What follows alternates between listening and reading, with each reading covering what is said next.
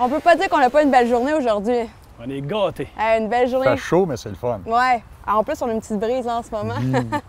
Justement, je me demandais, on a plusieurs types de casques. Je regarde juste celui de Sylvain, le mien, c'est vraiment différent. Est-ce que tu peux me dire un peu plus la différence de pourquoi il y a beaucoup de types de casques? Bien, en fait, tu as plusieurs types de casques pour plusieurs types de motos, mais c'est pas une obligation comme telle d'avoir tel casque pour tel type de moto. Tu sais, ça reste à notre choix. Moi, souvent, je vais porter un casque aventure, même en moto custom, parce que moi, j'aime le champ de vision. Okay. En fait, tu as des casques aventure comme Sylvain a, donc avec palette, très grand champ de vision et au niveau du menton, plus éloigné, un peu comme style motocross, parce que, bon, tu vas travailler beaucoup, besoin de plus respirer.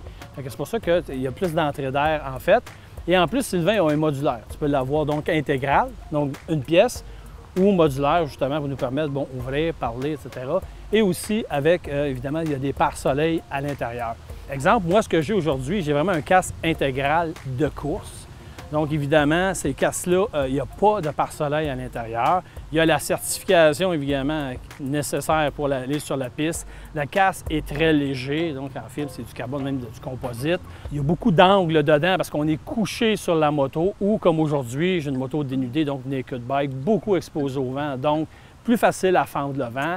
Il y a des casques comme toi, tu as exemple, qui est aussi un modulaire, mais un modulaire quand même un peu plus sportif. Donc, oui, aussi, il va s'ouvrir par soleil. Il est en fibre de carbone, oui. Donc super léger. Tu as des casques qu'on appelle des casques ouverts, en ce sens que ça fait des casques 3/4. Donc ça descend, ça vient couvrir l'oreille aussi, donc avec visière.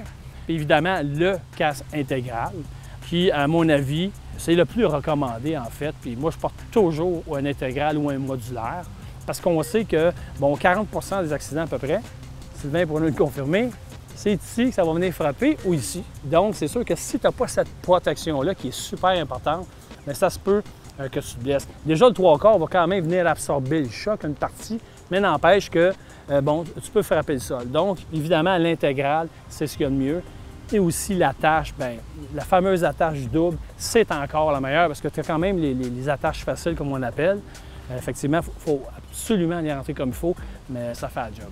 Justement, en parlant d'attache, on parle souvent que c'est important d'être bien ajusté. Est-ce que vous avez comme des habitudes avant d'embarquer sur votre moto pour être sûr que votre casque est bien attaché ou est-ce qu'il y a un rituel? Bien, moi, c'est, tu sais, je mets mon casque, je clippe au fond, je me rentre le doigt, juste pour faire sûr que le casque est attaché. Il faut vraiment se mettre le doigt, un doigt d'espace, puis ça va être assez confortable pour retenir le casque à sa place, évidemment. C'est hyper important, le fameux rituel, comme on parle. T'sais, moi, ça fait 40 ans que je fais de la moto.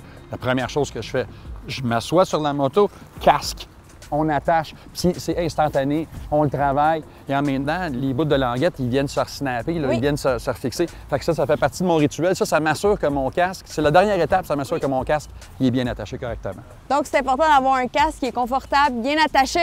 Puis on regarde nos amis aussi pour être sûr qu'eux aussi sont bien équipés. Bien, écoute, ça fait partie des règles de l'art, hein? On a de la considération avec nos amis. Alors, juste s'assurer que tout est correct avant qu'on parte, puis passer du bon temps sur la route.